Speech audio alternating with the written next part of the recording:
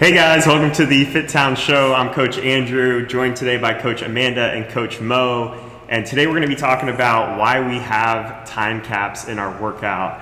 And this became a pertinent topic this week because we had 2 Beach Fit workouts over the last 7 days or so where a lot of our athletes got time capped. And we wanted to talk about why that might happen, how to approach it if you are an athlete that gets time capped, and kind of the different purposes and reasons that we have time caps in our workouts. So let's kick it off with you, Amanda, since you're the one that programs most of the Beach Fit workouts. What are some of the main reasons that you see, or the main reason you see that we have a time cap in place? So time cap wise, I really like to push athletes to kind of find that really uncomfortable zone and know that I'm going to push to have give everything I have, not knowing if I am going to get capped or not. Being capped is like one of the worst feelings and best feelings at the same time, because it lets you kind of look back at your workout and say, all right, if I wouldn't have taken that 15-second pause going into my swings, could I have finished if I was only 15 double under short of the workout? So kind of getting to play with that, understand that mindset, and know, oh yeah, you know what, I really could have finished had I done this differently. Yeah, we definitely have days where the time cap is there as a reason to push athletes to get better scores. And, really what we found, especially in Beach Fit, is that I think it's a less competitive environment. People are more competitive with themselves maybe, but without having those time caps, they don't really know how long something should take. And when that time cap is there, it can allow them to assess what type of intensity they want to attack that workout in. And then when they get halfway, 3/4 of the way, they only have a round left, like how can they try to go faster to finish? And they learn to work at higher speeds than they otherwise normally would. Exactly. All right, so what are some other reasons that we have time cap? I mean, one of the things that I think about is like when we're programming workouts, we want the week to be balanced from day to day, right? We don't want every day to be the same 24-minute workout where it all kind of feels the same, it all has the same kind of intensity, and then people kind of plateau after they've been with us a month because every day is the same. So I think often we're doing time caps as a way to we want Tuesday to be like a 16 to 18 minute workout. We want Wednesday to be like a 20 to 24 minute workout. And if someone takes that 16 to 18 minute workout and it takes them now 23 minutes to finish, now it looks like the next day instead of being that shorter, more intense day. So when you're programming workouts, Amanda, how do you decide between having it more of an aggressive time cap versus having it more lenient? Because I think that's the trouble that some athletes have, is like some days it's super lenient and it's like everybody finishes and we're all friends after, and then some days, it's strict and like only a handful of people finish. Yeah, a lot of times when I look at it, I want the more lenient time caps to make people feel like they can accomplish something they haven't done before. So that person who's never run a mile, I want to give them that cushion to say, okay, I want you to actually run your mile today. You don't get time capped on it. I want you to get an actual true time. The times that I put that time cap there, I want them to push that intensity even further, kind of get again into that uncomfortable zone and see, okay, now maybe your 10-minute mile was actually supposed to be like a 9-minute mile, and we were able to push that threshold because I made that time cap a little more aggressive. So when I'm picking it, it's a lot of, trying to make sure like people feel good about the days that they get to try things that they wouldn't normally try, but then also giving them that harder time cap of like, okay, but now you have to actually push. So I think it gives them like a chance to kind of risk their workout. Love it. Time caps to me are like sometimes a blessing. It's like, okay, I don't know if I'm gonna make it, but I'm gonna go like a little bit more challenging weight and just send it and see what happens, because I know someone's gonna stop me. Like I'm not gonna go overboard. Yep. Same thing with the mile. Like, okay, I'm just gonna go for it and see where I land. That's a great point, because when we look at the intensity of a workout, and athletes, whenever they're looking at a workout and the intensity that they want to bring to that workout, the number one factor that should dictate that is the length of the workout, the time it takes. If you see that we're only doing a 5-minute workout in Beach Fit, we're going hard right out of the gate. Whereas if you see we're doing a 30-minute workout, it's a completely different approach for those first 5 minutes than you would have in a 5-minute workout. And I like what you're saying about the time cap being like that safety net to know that, okay, at most I'm going to be working for 18 minutes. I think I might be able to finish it in 15, But at most, even if I, die on the ground and redline 12 minutes in, I only have to hang on for 6 more minutes. I'm not just going to be, basically having a crappy workout for 8, 10, 12 minutes because I'm just trying to finish and survive this thing. So it's cool to have that, like, okay, I'm going to work for this time and that's it. Yeah, I'm done. Yeah. I definitely like what it does heart rate wise as well. So like when you're in those like, okay, I just want you to go easy for 30 minutes, your heart rate's going to be a lot lower. You're going to be sweaty, but not as sweaty. When you're having to push into that uncomfortable zone, your heart rate's spiking. And so you're kind of having this game of like, can I do it? Can't I do it? Can I do it? Can't I do it? Well, we all know like body's way stronger than our mind is. So it's learning to shut that off and be like, all right, 18-minute time cap. I'm literally going to sell my soul knowing, like Mo said, it's 18 minutes. That's the worst that can happen. It's not going to push over into the 20 or the 24 or whatever because it's that cutoff. Yeah.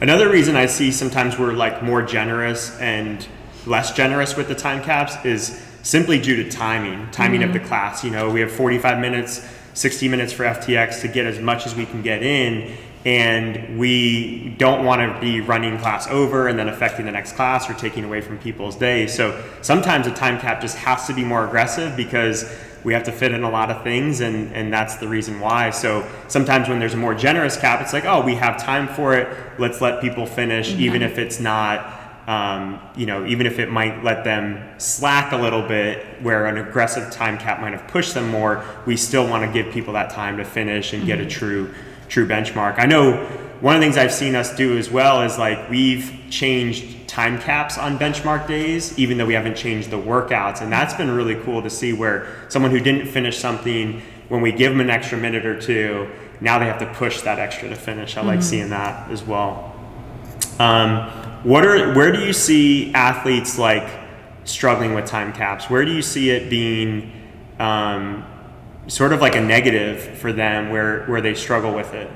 I think, and I don't know if this is really just a woman thing, because I feel like it does happen with women more. We're so sexist. I know, we're perfectionists. So I personally, I hate being time capped. I hate it. I hate it in competitions. Like, it's just that feeling of like, I didn't finish. However, on the flip side of that, it's like, okay, but why didn't I finish? Could I have finished? How could I have changed it? Kind of like I talked about before. But I think more often than not, when we get upset about a time cap and not getting there, it's because we feel like we didn't finish the workout. We didn't get a good workout. But that's completely different than what we were actually looking for. You did get a good workout. You worked out for however long it was. As long as you gave that intensity we asked for, you did exactly what you were supposed to do. I think it might not be a woman thing because I that's fair. That's fair. I think it comes with like a growth approach. Like, okay, I might like lose today, but I really didn't lose today just because I didn't finish what's on the whiteboard. Like, I'm still gonna be stronger in some way, and even more like mentally. Like, okay, it wasn't totally a W, but I'm going to learn from it. Like you said, write all the notes in Sugar WOD. Where could I have improved?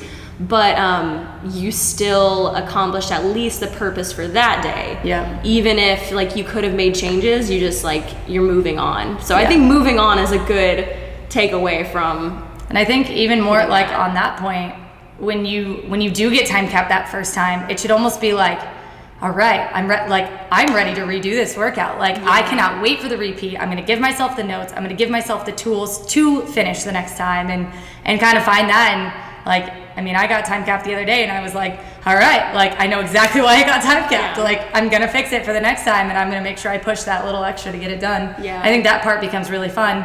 And to your point, I think that is a growth side of it, because I look at me 5 years ago and I would have been like, what? Like you can use it as motivation, or you can use it to like hold a grudge and like be sad for. You can just forget about it and move on. It's in Sugar WOD, just forget about it. It's in Sugar WOD. You'll see it the next time you come around. You'll beat it the next time you come around. That's all that you need to know. Right. Yeah, I would kind of argue the point that maybe the goal of certain workouts isn't to finish them. You know, sometimes our workouts often are, as we program them, an educated guess on what we feel the athletes are able to do, and we can talk a little bit about that process. But you know, it's not necessarily the goal for someone to finish. The goal, that you mentioned like the growth mindset, it's are you process focused or result focused, right? Do you see every day as like, am I good enough, or do you see it as did I give enough to that day, right? And that's a different perspective. And I think it's good that if you're someone that does get capped in a workout and that sort of like instigates and triggers you, then it's like, okay, well, am I putting too much stake into my result, or am I putting that stake into my effort? Because one of the things that I talk about, and depending on the day, I'll be more aggressive with this as a coach, but I'll sometimes when I want people to work until the cap and not finish, is like I'll say, when this cap hits, when this 16-minute hits, no one's going to go beyond the cap. Like when this 16 minutes hits, I want you to be on the ground dead. Whether you finished or not, I want you to be dead. And I want you to basically be begging us to tell you to stop at 16:01, not saying, oh, I want to finish, because that means somewhere along the lines you probably slacked and gave less effort in order to finish the day, right? So that's someone who's putting the outcome of finishing above the effort in that 16 minutes, and I'd rather people focus on the effort than the outcome. Yeah, right. That's really good. It can come down to almost like that team aspect that we feel in the gym. Like, why would you keep going if we're all in this together and we're all done together as well? So it kind of gives us that sense of like, okay, I'm not alone. She got capped, I got capped, we all got capped. Okay, we're still in this together. It's very true. Yeah, well, Saturdays no one finished, right? Saturdays no one finished. So there was not a single person out there that did not get capped. You guys all like made it into the 4th round. It was fine. And what was the cap that day? I think it was like 28 minutes. 20 minutes, right? Yep. So if we called that a 28-minute AMRAP, it's the same thing. Yep. In theory, everyone should have gotten the same amount of work. They should have came away, right, in most people would have came away in a more positive mindset. Yep. Amanda wouldn't have gotten death threats, and we could have had a great weekend. But because we did it as 4 rounds for time after a buy-in, and a lot of people got caught in that 3rd or 4th round, then people feel like they failed, and it would have been the same experience, right? 28-minute AMRAP would have been the same experience, same amount of volume, different mindset leads to a different result. Right. Right. That's exactly it. One of the other things I wanted to ask is like, is it ever okay to go over the time cap? What are your thoughts on that? So I think, like in the instance of this last Thursday's workout, when it was the really long row, the swings, side plank, double unders, if you were 15 double unders short from finishing the entire workout, I'd say just do them, because that's all of 15 seconds. That's not a large chunk of the workout. On that same flip side, if you are just in that last row, that 3rd row, and you still have 4 or 5 minutes of work left, no. In a 25-minute workout, no. I think it's just if you had, that 1 or 2 reps or those 3 reps or whatever, you might as well finish. Yes, it's over the time cap. You can write that, hey, I missed the jump rope by 3 reps or 15 reps and finished after. I think that's fine. If it starts turning into like, hey, I'm going to finish, but like the other class is already starting and I'm just going to hang out here and like still got a whole round to go, then we need to have a chat about like what could we have fixed to make you kind of go faster. Yeah. Sometimes it can be like a personal decision, like, do I really care? Like, am I dead? Like you said, they stopped me. I'm so thankful for it. And you can see it on their faces sometimes. But if you really like, if you're on the last movement, if it's going to take maybe 10 seconds more, I wouldn't stop someone. But when it does sprawl out to an extra like minute or 2, like time to move on. Yeah, you should have moved a minute faster. You didn't need that drink of water. It is. Yeah, I think that's the big question is could I move faster? My general rule of thumb is like if they're on the last movement of something. Now, if the last movement is like a mile run or something, then maybe not that. But like generally the last movement is it's not more than a minute or so, or maybe 5% of the workout if you want to use a percentage. And like I'd like for someone to finish on most days. There's some days where we'll really cut people off if it's like meant to be just a short sprint type of workout. But that's the most common theme that I see is that there's athletes that have this mindset of I'd never not finish. I never don't finish, right? My MO is that I always finish my workouts. What I find with those athletes, I think it's a great thing to have because you can take that to a lot of areas of your life and it can benefit you in many, many ways. But what I find with those athletes, at some point during the workout, there's this little turning point, this fork in the road where they could decide to go faster or as fast as they're going currently and work to the cap and probably get capped, or they could decide to pace a little bit, slow down, in an effort to prolong it and finish the workout over the cap. And I would prefer those athletes drop that mindset of not finishing as failure and just go as hard as they can till the cap. And then if they're on the last movement when the cap hits, then finish that particular movement, that workout. Yeah. Another thing that I noticed when we program too is sometimes caps are like just an effort to manage volume on certain things. Like we might have a cap because they're like, well, if someone, in 20 minutes, if someone's moving well, they might get 11 rounds of this. That's going to be 200 kettlebell swings. Like we don't want them to get that many swings in a day because they're just going to be wrecked for the next 3 days. Right. So sometimes volume is like, we don't know how fast the fastest person is going to go, but just to be safe, let's put a cap here. That might cap some people from finishing, but it's going to make sure that so-and-so doesn't do a million rounds in that, and we're trying to keep people safe with that. Right. Anything else that you guys can think of to kind of manage this? Did we talk enough about stimulus, like stimulus of the day and like kind of where we want our fastest and slowest athletes to be? No, not really. I mean, I think at least from my perspective, we want to have whatever the feel of the day is. So when coach comes in and says, hey, this is your sprint style of the day, or the sprint style of the week, that means, okay, I'm going as hard as I can for the time that I'm working, knowing that it's a sprint, it's a work to rest. It's like today's a great example. It's 2 minutes on, 1 minute off. You're getting a whole minute of rest. That's half of your work time. So like when I tell you sprint, it's go. And then there's the other days where we say, you know what? This is a 24-minute workout. We want you to kind of pull back on the reins. Like it should not feel like a sprint.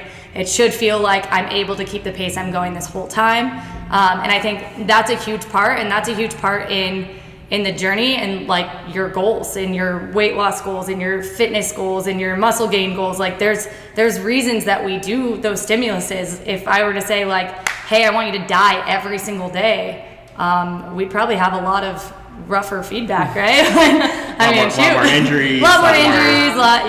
It wouldn't go well. So it's, there is a purpose and there is a thought process behind, the really tough days and the really hard, like sprint style versus the slower pace. Hey, I want you to just kind of chill today, but I want you to move around days. So I don't know what you guys think. Yeah, I think that's great. I think that nails it. So I think we can wrap up there. Woo! Time caps. Time caps. We are time capping ourselves for this video. Thank you guys for joining. We'll see you on the next one.